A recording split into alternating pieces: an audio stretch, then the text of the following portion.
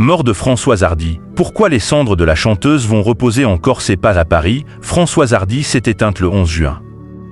La chanteuse, âgée de 80 ans, se battait depuis des années avec la maladie.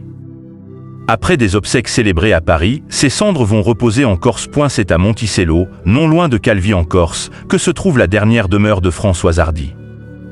C'est en effet dans le cimetière de ce village corse que les cendres de la chanteuse décédée le 11 juin seront déposées. Paris Match révèle en effet qu'une concession y avait été achetée par Jacques Dutronc, l'ex-époux de Françoise Hardy, avec qui elle a eu son fils Thomas Dutronc.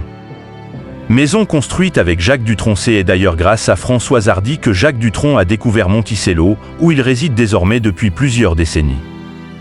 Le couple y a acheté un terrain et a construit une maison, où Thomas Dutronc a d'ailleurs passé une partie de son enfance. Jacques Dutronc, même s'il est séparé depuis la fin des années 80 de Françoise Hardy, entretenait de très bonnes relations avec elle, et elle venait régulièrement lui rendre visite pour se ressourcer malgré son attachement à la capitale française, rapportent nos confrères. Après des obsèques au cimetière du Père-Lachaise à Paris. C'est donc un dernier voyage et un dernier hommage qui devrait se tenir au début du mois de juillet en Corse, pour un dernier adieu à l'icône de la chanson française.